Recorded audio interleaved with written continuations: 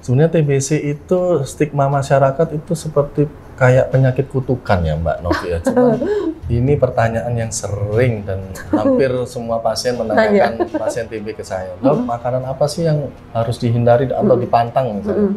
Makanya kita harus kolaborasi dengan penyakit dalam Mbak Novi. Jadi kalau kencing manisnya nggak terkontrol, pengobatan TBC ini bisa lebih dari 6 bulan. Semakin rendah imunitas atau kekebalan tubuh si pasien, TBC ini, kuman TBC ini semakin jauh jalannya. Semakin jadi dia. Iya.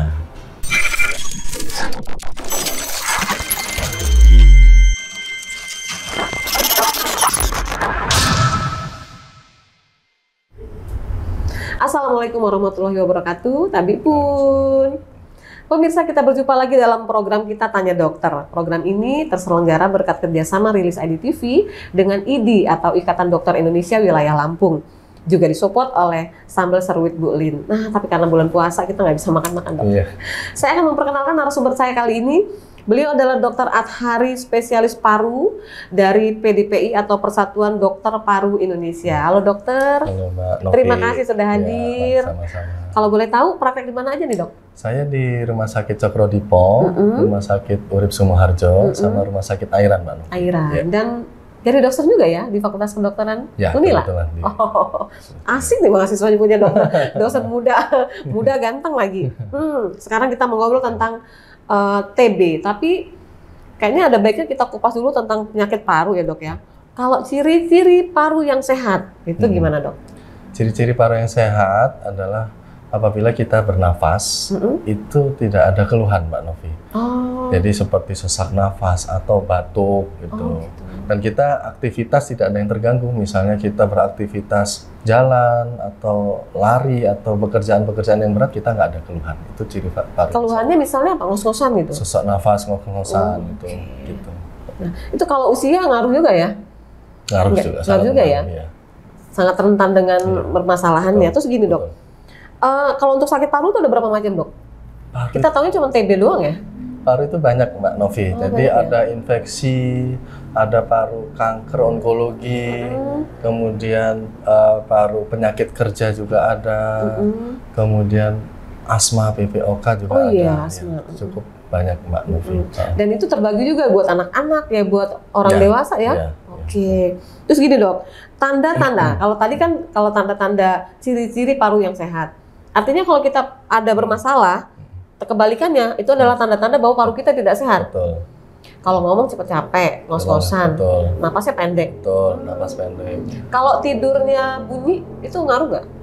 Kalau tidur dari bunyi, misalnya karena kita lihat Mbak Novi, jadi tidur bunyi itu ada yang dari saluran nafas atas atau dari saluran nafas bawah. Kalau dari saluran nafas atas berarti saluran pernafasan misalnya karena lidah yang jatuh misalnya, ngorok misalnya. Tapi kalau misalnya dari saluran nafas bawah bisa karena asma bisa Mbak Novi. Karena asma. Biasanya terjadi malam hari atau dini hari Mbak Novi. Iya. Tapi kalau orang yang tidurnya nggak ngorok, ciri-ciri parunya bagus juga nggak? Termasuk kategori itu nggak? Nggak juga ya? Nggak juga. Nggak juga ya? Nggak jaminan juga ya? Oke. Sekarang gini dok. Kita pengen spesifik lagi tentang TB karena tadi kan dokter bilang jenis-jenis penyakit paru tuh banyak, tapi spesifikasinya lebih ke TB karena pada tanggal 24 Maret kemarin itu adalah peringatan Hari TB sedunia, betul ya dok? Betul. Jadi tanggal 24 Maret kita memperingati Hari TB sedunia Mbak Novi. Sedunia bukan se-Indonesia ya? Bukan, sedunia Mbak Novi. Terus untuk momentum tahun ini apa dok yang isu yang diangkat? Tetap kita mengeradikasi TB pada tahun 2030. Kita mendukung program pemerintah dan program WHO untuk eliminasi TB tahun 2030, Mbak. 2030, betul. Jadi seminimal mungkin. Ya, bukan seminimal mungkin habis, harus kita habis. Itu. Kalau boleh tahu di Indonesia jumlah pengidap TB banyak nggak presentasinya? Banyak, cukup banyak, Mbak Novi. Usia? Gimana? Dari usia berapa nih yang paling banyak? Usia macam-macam, dari khususnya kalau yang usia-usia lansia lebih banyak lagi. Lebih banyak ya? Karena imunnya usia tua kan semakin turun Mbak Novi. Gitu. Kalau kita spesifik ke ciri-ciri TB dok, apa ya kalau bisa kita mendeteksi sendiri itu bahwa kita kena TB? Biasanya umumnya batuk yang kronis atau batuk lama Mbak Novi. Biasanya 2 minggu lebih batuk bisa berdahak, bisa nggak berdahak, disertai demam, Mbak Novi. Oh, ya, okay. Demam, kemudian nafsu makan yang menurun. Nah, karena nafsu makan menurun, berat badan drastis turun, Mbak Novi. Okay. Gitu. Keluar keringat yang berlebih pada malam hari, biasanya seperti itu, Mbak Novi. Nah, sekarang kalau nggak salah tuh ada ya penyembuhan TB sampai benar-benar sembuh ya, Dok ya? Boleh nggak dijelasin, Dok, tahapan-tahapannya tuh? Jadi pengobatan TBC itu ada dua macam, Mbak Novi. Ada TBC sensitif obat yang umum diobatin di puskes atau di vaskes-vaskes primer. Kemudian ada yang namanya pengobatan TB resisten obat atau kebal obat. Nah, program Kemenkes yang terbaru ini semuanya sudah 6 bulan. Kalau dulu bisa sampai 2 tahun yang resisten obat, tapi sekarang sudah 6 bulan. Itu yang minum obat nggak boleh putus ya, Dok? Betul, Mbak Novi. Ya, betul. Jadi 6 bulan harus nggak boleh putus, Mbak Novi. Kalau dia putus, ngulang lagi dari awal? Kita case by case ya. Kita lihat putusnya itu berapa hari gitu. Kalau misalnya lebih dari 2 bulan ya kita ulang dari awal. Tapi gitu. kalau masih hitungan hari aja masih kita bisa lanjutkan. Tergantung kasusnya, Mbak Novi. Oke. Ya. Nah, penyebab TB sekarang, Dok. Itu apa sih, Dok? Ya, TB itu penyakit menular yang disebabkan oleh bakteri, Mbak Novi. Bakteri Mycobacterium tuberculosis. Sebenarnya Mycobacterium itu banyak spesiesnya. Ada yang Mycobacterium bovis, africanum, dan lain-lain. Cuman yang endemis di Indonesia yang saat ini konsen dari WHO dan Kemenkes itu yang jenisnya tuberkulosis. Ya. Terus kenapa ya kalau zaman dulu nggak tahu deh, kalau sekarang masih nggak ya? Kalau kena TBC ya dulu ya, diidentikan dengan dia yang gizi buruk gitu, Dok. Itu memang identik begitu nggak, Dok? Ya, karena gizi buruk, imunnya, kekebalan tubuhnya kan menurun, Mbak Novi. Jadi rawan sekali untuk tertular virus bakteri TBC ini. Bakteri TBC ini menular lewat udara, Mbak Novi. Lewat udara. Jadi kita sambil berbincang, sambil mengobrol, atau dari batuk si pasien, atau dari bersin itu bisa tertular. Betul, Mbak Novi. Terus jadi kalau pemakaian alat-alat makan juga katanya nggak boleh bareng ya sama penderita TB. Itu benar nggak, Dok? Ya, pemakaian alat makan karena penularannya dari droplet ya, Mbak Novi. Sebenarnya nggak benar sih, Mbak Novi. Karena kan pintu masuk kuman TBC tetap dari saluran pernafasan. Oke, lewat udara ya. Betul. Kalau mungkin karena kurang nyaman aja gitu kali. Ya. Sebenarnya TBC itu termasuk penyakit yang menakutkan nggak sih, Dok? Sebenarnya TBC itu stigma masyarakat itu seperti kayak penyakit kutukan ya, Mbak Novi ya. Cuman kita di sini sering mengedukasi bahwa TBC ini bisa menyerang semua kalangan, dari kalangan atas, menengah sampai pun bawah bisa. Tetapi penyakit ini kalau kita obati, kita jalani pengobatan sampai tuntas, insya Allah bisa sembuh kok. Artinya TBC itu tidak hanya menyerang mereka, mohon maaf, yang masyarakat tidak mampu. Betul, ya, orang kaya juga bisa. Orang kaya juga bisa, Mbak Novi. Orang kaya, bahkan teman sejawat juga ada yang terkena TBC. Jadi bukan hanya untuk kalangan tertular di kalangan bawah, enggak. Kalangan atas pun bisa. Nah, terus kaitannya dengan ini paru ya, Dok ya? Itu gimana sih posisinya kalau orang ada sakit? Ini mohon maaf nih, ayah saya itu meninggal karena kanker paru, Dok. Tapi setelah usianya 75 tahun baru ketahuan. Awal-awal itu nggak ada tanda-tanda sama sekali. Ketika udah usia lanjut itu batuk darah, katanya mau dioperasi karena udah usia lanjut tuh nggak bisa lagi. Akhirnya udah meninggal lah itu. Itu ada kaitan sama TB nggak?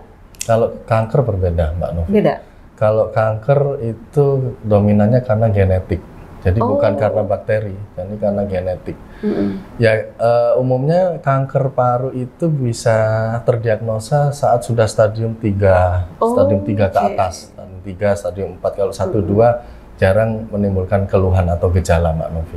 Kecuali kalau kita melakukan screening dengan PET scan atau CT scan, jadi kelihatan kankernya ukurannya kecil. Tapi kalau sudah bergejala, biasanya kankernya ukurannya sudah besar. Mungkin case seperti ayah saya tadi itu memang udah banyak seperti itu, Dok ya? Betul. Sudah kejadian dulu baru ketahuan. Sudah stadium 3 ke atas itu, Mbak.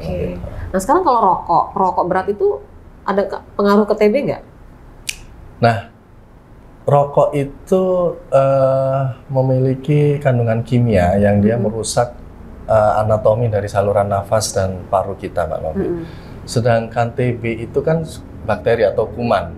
Nah, kita ini memiliki mekanisme pertahanan tubuh seperti bulu-bulu silia yang bisa menyaring kuman-kuman atau bakteri itu. Nah, karena asap rokok itu, bulu-bulu itu hangus terbakar, jadi kuman itu nggak tersaring, Mbak. Jadi secara nggak langsung memang dia bisa memicu penularan TBC. Secara nggak langsung ya. Karena dia menurunkan anatomi atau mekanisme pertahanan tubuh si pasien itu sendiri. Gitu. Jadi sebenarnya saringannya hilang, Mbak Novi. Jadi nyelonong aja masuk tuh ya, nggak ada yang menahan gitu. Nggak ada yang menahan. Gitu. Dan itu sangat rentan juga ya, Dok ya? Sangat rentan. Jadi makanya kalau misalnya kita mendapatkan menemukan pasien TBC, kita edukasi dulu gaya hidupnya bagaimana, apakah merokok, pasien merokok. Kalau sudah merokok, kita edukasi biar untuk dianjurkan untuk berhenti merokok. Kalau diterusin makin jadi gitu, makin parah ya? Makin parah. Kalau dia, nih Dok, kalau membandingkan kanker sama TB, kalau kanker kan apa ya, lebih ekstrim ya dengernya ya, kayaknya kalau ekstrim nggak tertolong lah gitu, kaitannya sama nyawa ya. Kalau TB gimana, Dok? Ya itu tadi, TB ini kalau kita menjalani pengobatan secara rutin, insya Allah bisa diobatin kok, Mbak Novi. Ya ada dua kan, TBC ini TB sensitif obat yang masih bisa diobatin dengan obat yang biasa. Ada TBC yang kebal obat, jadi nggak bisa diobatin yang obat biasa, jadi obatnya khusus, Mbak Novi. Jadi, tetapi dua-duanya kalau menjalani pengobatan yang rutin sesuai prosedur, insya Allah bisa diobatin. Banyak yang sembuh ya kasusnya ya? Banyak yang sembuh. Tapi kalau terparah gimana tuh, Dok? Kalau yang paling parah dia nggak berobat gitu? Ya, bisa menimbulkan kematian. Bisa badan tambah habis. Badan tambah habis, paru tambah rusak. Jadi sampai yang terberat ya bisa kematian, Mbak Novi. Terus ini, Dok, untuk makanan ya, bagi mereka yang sudah dinyatakan didiagnosis kena TB. Betul. Makanan yang dihindarin apa, Dok? Ini pertanyaan yang sering dan hampir semua pasien menanyakan pasien TB ke saya. Dok, makanan apa sih yang harus dihindari atau dipantang misalnya? Pada intinya TBC ini harus makan yang banyak, Mbak Novi. Nggak ada pantangan sama sekali, ya. Pada intinya seperti itu. Kecuali, kalau misalnya pasien ini punya komorbid. Penyakit komorbid itu penyakit bawaan selain TBC. Misalnya kencing manis, gagal ginjal misalnya. Nah itu pantangan makanannya dari kencing manisnya, bukan dari TBC-nya. Gitu. Kalau memang kencing manisnya nggak tertangani, TBC-nya juga penyembuhannya agak lebih lama, Mbak Novi. Tapi pada intinya kalau misalnya nggak ada pasien itu nggak punya komorbid, saya anjurkan makan yang banyak apa aja. Gitu. Makan nasi padang, nasi goreng terserah. Gorengan. Nggak boleh makan. Jadi karena asupan harus banyak, biar imunitas juga harus naik juga. Gitu. Jadi mungkin banyak yang persepsi salah juga. Betul, nih. Jadi dipantang nggak boleh ini, nggak boleh padahal. Nggak boleh makan gorengnya gitu kan? Silakan aja, gitu boleh. Iya. Karena itulah kalau mereka yang menderita TB itu kebanyakan badannya kurus habis ya? Habis karena penyakit TBC-nya, bukan kan? Menggerogot. Betul, jadi karena nafsu makan turun, ada mekanisme pertahanan tubuh yang menimbulkan nggak selera makan, jadi berat badan turun. Makanya saya anjurkan makan yang banyak, gitu. Nggak ada pantangan. Sekarang kalau misalnya kita pantang, sudah nafsu makan turun, kita pantang, ya kan tambah habis badannya. Habis, betul. Terus nanti pengobatan berapa bulan tadi? 6 bulan.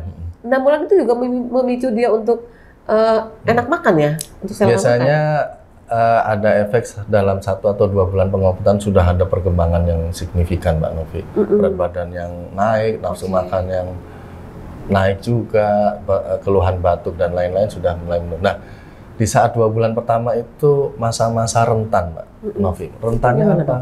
Rentannya putus berobat. Nah, pasien sudah merasa enak. Sudahlah saya nggak mau lanjut pengobatan karena saya sudah sembuh, merasa sembuh. Nah, padahal itu yang salah, Mbak Novi. Seharusnya dilanjutkan sampai 6 bulan. Sampai 6 bulan. Karena pengobatan TBC itu ada 6 bulan, Mbak Novi. Dibagi menjadi 2. Fase awal, 2 bulan pertama itu fase awal, 4 bulan berikutnya fase lanjutan. Nah, fase awal ini obat yang dikonsumsi itu tujuannya untuk membunuh banyak kuman TBC-nya, jadi menurunkan penularan dari si pasien. Jadi kumannya habis pada 2 bulan pertama. Nah 4 bulan berikutnya untuk apa? Untuk membunuh kuman-kuman, sisa kuman yang bersembunyi, Mbak Novi. Jadi disterilkan semua. Nah di masyarakat sering 2 bulan pertama sudah merasa enak, terus merasa sembuh, putus berobat, padahal masih ada kuman yang sembunyi. Nah disitulah belum bersih. Jadi 4 bulan itu untuk membersihkan sisa-sisa kuman TBC-nya, Mbak. Jadi yang kalau misalnya nggak dibersihkan, kuman itu bisa berkembang biak lagi, jadi akhirnya lebih berat lagi nanti. Kalau dia dalam 6 bulan udah selesai nih, betul. Itu dinyatakan dalam bentuk apa, Dok? Kalau dia sudah sehat lagi, udah normal lagi? Ada apa ya? Biasanya kita, dalam 6 bulan itu ada evaluasi, Mbak Novi. Kalau di Vaskes biasanya kita cek dahak. Kalau misalnya negatif, ya sudah berarti sudah ada perbaikan. Dalam 2 bulan dan 6 bulan akhir pengobatan, Mbak Novi. Kalau di Vaskes itu biasanya menggunakan cek dahak. Kalau misalnya negatif sudah berarti sudah sembuh gitu. Tapi kalau kita di rumah sakit, kita biasanya menambahkan dengan ronsen atau radiologis. Kalau misalnya radiologisnya sudah membaik, sudah bagus, ya kita stop. Tapi kalau misalnya butuh, misalnya masih ada sisa dari radiologis itu, kita tambah biasanya pengobatannya sampai benar-benar tuntas. Terus dia setiap kontrol itu memang harus store dahak ya, Dok? Apa gimana sih? Itu tadi, setiap 2 bulan dan 6 bulan. Oh, 2 bulan dan 6 bulan. Hanya itu doang ya? Hanya 2 bulan dan enggak setiap bulan. Kalau dia sudah dinyatakan sehat nih 6 bulan ya, betul. Terus memungkinkan nggak untuk muncul lagi? Bisa. Sebabnya? Sebabnya karena imunitas yang turun, terus kemudian kemungkinan walaupun 4 bulan itu mensterilkan kuman-kuman yang sisa, mungkin masih ada kuman yang masih dia bersembunyi, terus imun atau kekebalan tubuh si pasien turun, jadi dia bisa berkembang biak. Gitu. Ya, jadi walaupun sudah dinyatakan sehat, jangan langsung kepedean juga ya. Betul. Ada tuh pasien yang begitu, dia udah 6 bulan, lewatin 6 bulan, akhirnya berobat lagi gitu? Ada, dan cukup banyak gitu, karena mungkin gaya hidupnya yang, jadi udah merasa sehat, dia merokok lagi, kemudian gaya hidupnya nggak sehat lagi, jadi akhirnya dia kambuh lagi. Paling fatal itu kalau TB itu dia komplikasi dengan sakit apa, Dok? Biasanya kencing manis, Mbak. Kencing manis ya? Jadi kesulitan kita, sedangkan kencing manis kan banyak tantangan ya kalau makannya, nggak ya? Betul, makanya kita harus kolaborasi dengan penyakit dalam, Mbak. Jadi kalau kencing manisnya nggak terkontrol, pengobatan TBC ini bisa lebih dari 6 bulan gitu. Oh gitu. Betul. Makanya kita edukasi benar-benar ke pasien bahwa Bu, selain berobat TBC, Ibu juga harus berobat kencing manisnya gitu. Kalau misalnya terkontrol terus, TBC-nya bisa cepat sembuh gitu. Oh gitu. Makanya pasien-pasien diabetes biasanya yang paling sering itu terkena TBC. Gitu. Oh gitu ya. Begitu juga pasien HIV, Mbak Novi. Nah, pasien HIV ini kan imunitasnya juga rendah, jadi itu rawan atau resiko tinggi untuk tertular bakteri ini. Gitu. Jadi nih, Dok, misalnya ada pasangan suami istri, salah satunya kena TB, ini mereka nggak boleh deket-deket dulu nih. Iya kan? Bisa sangat menular kan? Jadi ada yang namanya tracing di program itu, program TB ada nama tracing atau telusur kontak serumah si pasien. Jadi misalnya kita menemukan satu pasien TBC atau mendiagnosa satu pasien TBC, nah satu rumah itu didata, Mbak Novi, siapa aja yang satu kontak. Kalau misalnya memungkinkan diberikan TPT atau terapi pencegahan TBC, kita berikan lewat Vaskes Primer. Misalnya ada, Bu, di rumah ada balita atau anak usia di bawah 5 tahun nggak? Kalau misalnya ada, kita edukasi biar mendapatkan TPT. Oh gitu. Makanya tracing atau deteksi awal itu sangat penting, Mbak Novi. Kontak serumah. Kontak serumah. Kalau dia ibu hamil yang menderita TB gimana, Dok? Nggak ada masalah. Jadi pengobatan TBC itu yang direkomendasikan oleh WHO sama Kemenkes ini cukup aman kok.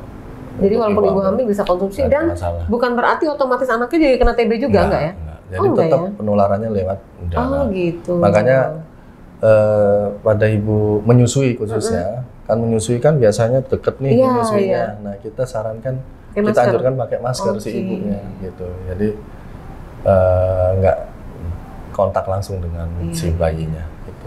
Kalau era dulu sih TB itu penyakit yang memalukan gitu rasanya. Nah itu dia. Itu ya dok ya. Jadi akhirnya orangnya jadi tersisih gitu kan. Jadi kalau tadi dokter bilang dalam satu rumah itu semuanya di tracing, jadi harus minum obat juga, bukannya pasiennya malah yang disingkirin gitu ya? Jadi semuanya harus kita deteksi, screening, jadi biar nggak menularkan ke yang lain-lain gitu, Mbak Novi. Anak itu khusus pada anak itu karena imunitasnya rendah, jadi dia gejalanya kurang signifikan, Mbak Novi. Oh gitu. Saya banyak menemukan kasus anak itu nggak ada gejala, cuman keluhan dari orang tuanya, dok ini kok anak saya berat badannya nggak naik-naik gitu, apa ini? Nah setelah kita periksa ternyata parunya terkena TBC. Oh gitu. Nggak ada. Itu disertai batuk nggak? Nggak ada, nggak ada batuk. Gitu. Nggak ada batuk. Ternyata dari ronsennya. Nah itu makanya salah satu gejala pada anak itu berat badan yang nggak naik-naik itu kita harus waspada, Mbak. Iya. Pada saat kita ngobrol dengan dokter spesialis anak juga kemarin gitu ya? Iya, berat badan yang nggak naik itu salah satu indikator. Iya, stunting itu adalah salah satu indikator juga gitu. Ya. Makanya ya dok, kalau orang udah usia lanjut itu kalau berobat penyakit dalam juga, berobat yang ini juga. Banyak. Iya kan? Iya. Nanti dalam 1 bulan itu bisa berapa dokter spesialis yang temuin, karena dia begitu ya dok ya, baru paham saya sekarang. Nggak bisa untuk ngobatin TB doang, ternyata ada banyak komplikasinya. Iya, oke. Dan ini kalau untuk penanganan ini paling parah apa? Tidak lakukan tindakan apa ya dok ya? Cuma pengobatan tadi yang dibilang itu aja ya? Ya, jadi komplikasi TBC ini banyak, Mbak Novi. Batuk darah bisa. Oh ya. Terus kemudian paru bocor. Ya, paru bocor bisa. Nah, kalau paru bocor atau batuk darah yang terus-terusan harus ada tindakan lebih lanjut, Mbak Novi. Kalau batuk darah kita lakukan bronkoskopi untuk menghentikan pendarahan. Bronkoskopi itu memasukkan kamera, Mbak Novi. Oh. Ya, lewat saluran nafas ke paru. Jadi kita lihat sumber pendarahannya di mana. Nah, di situ kita stop. Nah, kalau paru bocor kita pasang selang, Mbak Novi. Atau paru basah, misalnya orang-orang bilang paru basah. Itu parunya terisi oleh cairan. Jadi kerendam gitu. Cairannya apa itu, dok? Cairan, iya, air gitu. Jadi air itu harus kita keluarkan, Mbak Novi. Nah, itu butuh tindakan khusus gitu. Itu komplikasi dari TBC. Itu udah yang paling ekstrim kali ya. Sudah yang lebih parah ya seperti itu. Sebenarnya kalau untuk anak-anak tuh yang paling rentan usia berapa ya dok bisa kena TB itu? Semua usia bisa. Dari bayi pun bisa? Bisa. Karena kan itu tadi di bawah 5 tahun imunitas masih belum sempurna. Misal ada orang kena TB, tiba-tiba nyium balita, bisa kan kena tuh?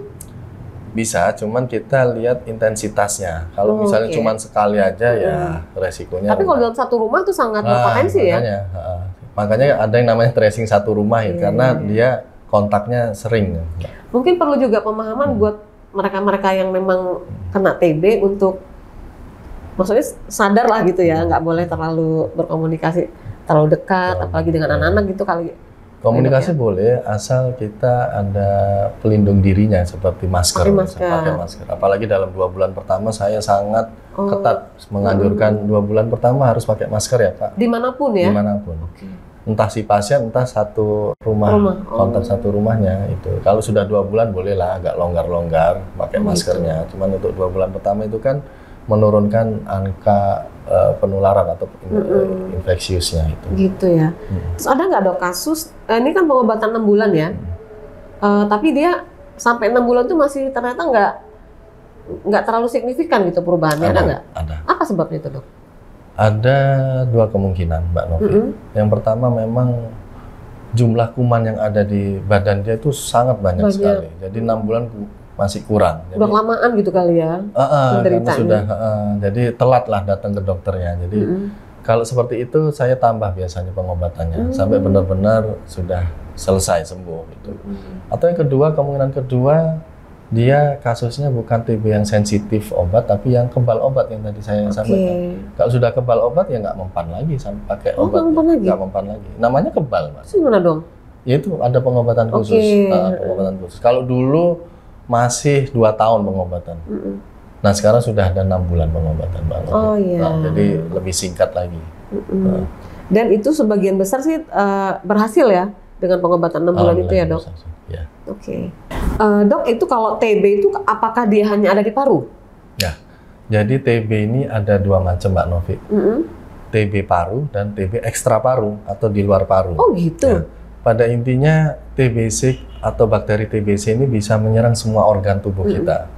Mulai dari paru, saluran nafas, terus kemudian saluran pencernaan, ginjal, otak, bahkan sampai kulit pun ada, TB kulit ada. Oh, gitu. Nah, saluran kencing juga bisa. Oh, gitu. Nah, kalau misalnya hanya di luar paru kita namakan TB ekstra paru. Tapi kalau misalnya TB kelenjar getah bening ditambah dengan TB paru, kita menyebutnya tetap TB paru gitu. Oh, gitu. Tapi akhirnya jadi lebih Ya.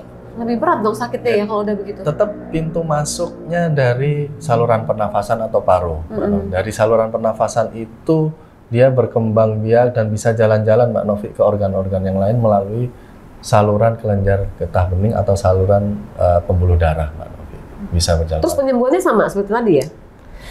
Untuk kasus-kasus tertentu, misalnya kayak TBC tulang, TBC otak, itu pengobatannya nggak cukup 6 bulan, Mbak Novi. Jadi, kok serem amat sih, Dok? Ada TBC otak tuh? Apa tuh ini yang dirasain gimana tuh? Kalau istilah medisnya meningitis TB ya. Oh, meningitis. Meningitis TB atau encephalitis TB. Jadi gejalanya biasanya demam tinggi, kejang-kejang, sakit kepala yang hebat. Dan nggak batuk kalau gitu ya? Kalau misalnya parunya bersih nggak batuk, tapi kalau ada TBC parunya juga bisa batuk. Aduh, baru tahu kita ternyata ada TBC. Betul. Jadi si kuman atau bakteri ini jalan-jalan ke sampai ke sel otak gitu. Sengaja dia mampirin di mana gitu ya, Dok? Ya, betul. Semakin rendah imunitas atau kekebalan tubuh si pasien, TBC ini, kuman TBC ini semakin jauh jalannya. Aduh, semakin jadi dia. Iya. Semakin banyak yang diserang, Mbak Novi. Ternyata jadi tahu ya, ternyata TBC itu nggak cuma di paru, bisa di kepala. Bisa kemana aja. Jadi ada meningitis TB, meningitis TB, TB otak gitu. Bisa. TB kulit ada juga. TB kulit ada lagi. Kalau TB kulit gimana, Dok tuh? TB kulit, ada perubahan sama kulitnya nggak atau gimana? Ada. Jadi TBC kulit ini seperti gambarannya seperti luka, tapi dia nggak sembuh-sembuh, mau dikasih antibiotik, mau dikasih apapun nggak sembuh. Ternyata setelah diambil sampel, diperiksakan, dicek apakah ada bakteri, ternyata ada bakteri TBC-nya. Dan itu sama dari udara juga, Dok ya? Tetap dari udara, cuman ya? dia dari pintu masuknya udara paru, nanti dia jalan-jalan ke. Karena dia jalan-jalan tadi tuh, makanya jadi bisa kemana-mana ya, Dok ya. Jadi dalam satu orang tuh, kalau misalnya dia paling parah, bisa kena TB kulit, bisa kena TB otak. Iya. Wah, kalau dia itu kompleks banget. Ada yang begitu, Dok? Iya. Ada yang paling parah begitu, Dok ya? Ada. Karena malas berobat apa gimana, Dok? Ya itu tadi karena nggak aware ya? Nggak aware, yang pertama. Yang kedua karena biasanya disertai dengan komorbid, Mbak. Penyakit bawaan seperti kencing manis misalnya, seperti itu. Paling umum kencing manis sih, Mbak. Paling umum kencing manis bisa menimbulkan bakteri ini, bisa jalan-jalan ke organ lain. Tapi TB-nya bisa disembuhkan? Bisa disembuhkan ya? Tetapi tetap nggak 6 bulan, semakin jauh bakteri itu semakin lama pengobatan. TB tulang nggak cukup 6 bulan, Mbak Novi, 1 tahun. Oh biasanya. Gitu. Jadi yang kita bilang 6 bulan itu untuk TB yang TB aja. TB paru. Oke lah kalau gitu, Dokter. Mudah-mudahan ini sangat mengedukasi semua pemirsa yang menyimak obrolan kita. Terus dokter punya pesan apa nih buat pemirsa, buat masyarakat semua supaya nggak sampai kena TB? Ya, tetap kita gaya hidup sehat, memakai masker, sering cuci tangan. Kemudian kalau kita memang sudah terdiagnosa TBC, jangan takut, jangan malu. Gejala-gejala yang sudah saya sampaikan, apabila kita menderita seperti itu, segera datang ke dokter atau fasilitas kesehatan yang dekat. biar segera ditangani TBC-nya. Karena ini bukan suatu penyakit yang bikin malu atau stigma masyarakat penyakit kutukan atau apa. Ini penyakit yang bisa disembuhkan dan bisa menyerang siapa aja. Gitu. Bisa menyerang orang kaya juga. Kan selama ini diidentikan dengan agak ini ya, lebih miring gitu kan. Betul. Ternyata siapapun bisa terkena TB. Yang harus kita jaga apa nih, Dok? Kalau ketemu orang harus ya tadi pakai masker gitu-gitu ya. Apalagi kalau kita datang atau pergi ke tempat yang tempat orang sakit. Misalnya di rumah sakit atau di puskesmas atau di klinik atau laboratorium. Kan kita sering tuh kalau misalnya ada saudara atau teman kerabat kita menengok atau menjenguk, nah kita pakai masker, Mbak Novi. Kalau masuk ke rumah sakit dia pakai masker lah gitu ya. Betul, Mbak Novi. Kalau dia ini, Dok, dari kalau kebanyakan debu itu bisa ngaruh juga nggak, Dok? Misalnya biasa pakai hari-hari pakai motor atau di aktivitas di tempat yang udaranya kurang baik, itu bisa memicu juga? Kalau TBC enggak ya?